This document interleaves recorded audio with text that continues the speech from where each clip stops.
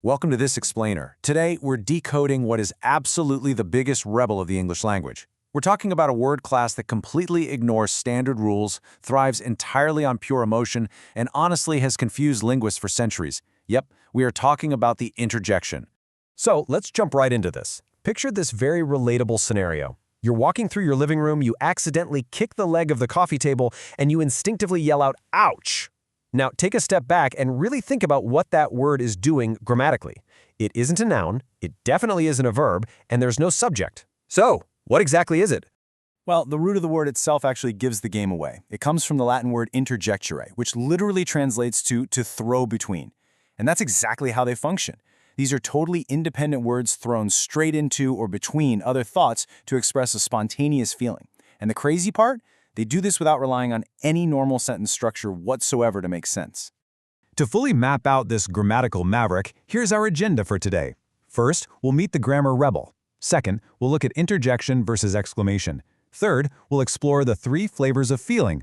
Fourth, we'll cover the rules for the rule breakers. And finally, we'll dive into sounds, dictics, and meaning. Let's get to it. Section 1. Meet the grammar rebel, the independent word. Now, believe it or not, scholars have literally been fighting over these tiny words for over 2 millennia. It's true. For centuries, the brightest minds in language just could not agree on what to do with them. The ancient Greeks tried to box them in as adverbs, basically arguing they just modified verbs. But then the Latin scholars pushed back.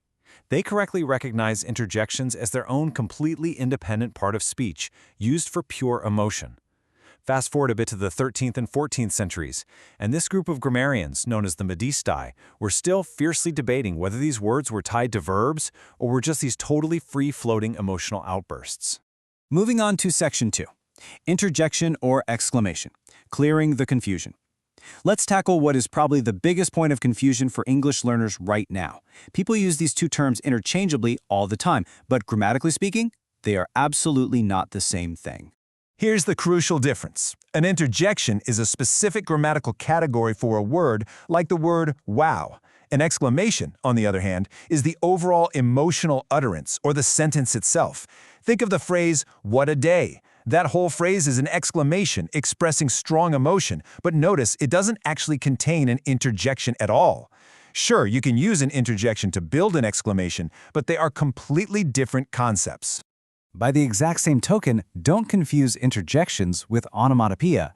One is a human's emotional response, while the other is literally just imitating a sound.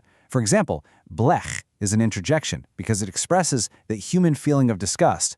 Oink, however, is onomatopoeia because you're just mimicking the sound a pig makes. Both are super fun to say, obviously, but they have completely distinct functions.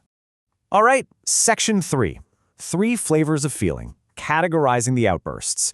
We can actually take this vast, chaotic universe of interjections and break it down into 3 clean, functional types.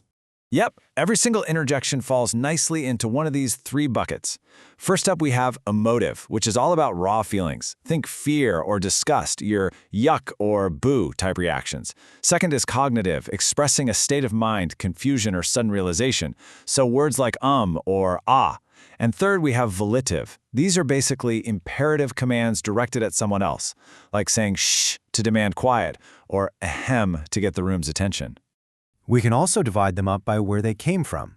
Primary interjections were literally born as emotional sounds, words like oops or ouch, that only ever exist as interjections. But then you have secondary interjections. These are regular, everyday words from other grammatical classes, like nouns or verbs, that essentially get hijacked for emotional purposes. Words like damn or heavens or help work perfectly well in standard sentences, but in these cases, they're just being tossed in to express a spontaneous feeling. Section 4. Rules for the rule breakers. How to use them. Now, even though interjections are completely detached from typical syntax, they do, surprisingly, follow a specific rulebook in modern English. Check out this list. Notice how the first 6 rules give you almost total freedom. These words can form entire sentences all by themselves, they can hop around to pretty much anywhere in a sentence, and they can combine with other words. Plus, a single word like ah can mean realization, resignation, or surprise, all depending on context. But then you hit Rule 7. And that's your strict boundary. Avoid them entirely in highly formal academic writing. Academic papers need objective, scientific clarity, and interjections are, well, the exact opposite of that, so keep them out of your thesis. For practical application, these 4 punctuation guidelines tell you exactly how to attach these emotional outbursts to your sentences. If they stand completely alone, hit them with end punctuation. If they kick off a sentence, slap a comma right after them. If they're just thrown right into the middle, you want to surround them with commas or dashes. Like if I said, I forgot to respond, oops, and now it's too late. Honestly, it's incredibly systematic for a part of speech that's supposed to be entirely spontaneous. But, hey, just because you can't use them in formal academic papers absolutely does not mean they're banned from all published writing. Take a look at this quote from the New York Times. See how a perfectly placed interjection like voila adds this fantastic conversational tone?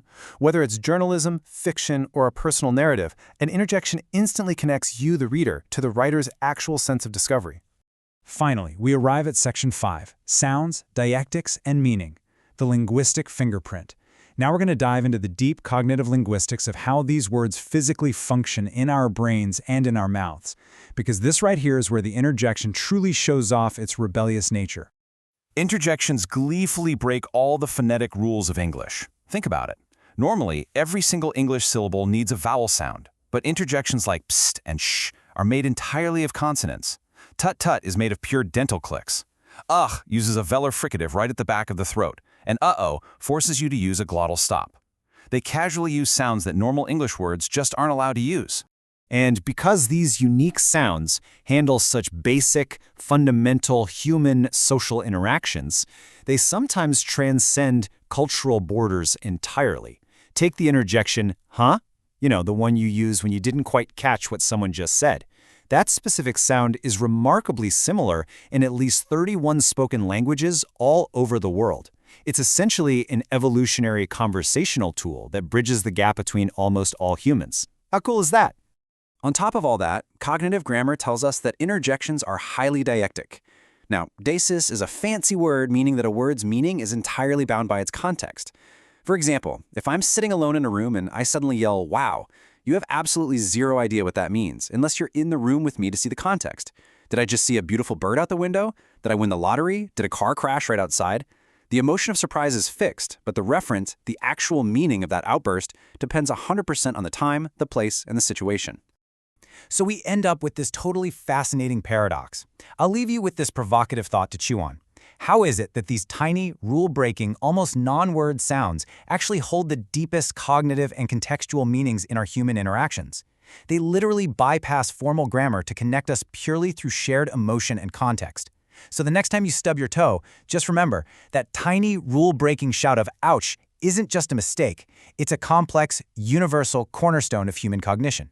Thanks so much for joining me on this explainer.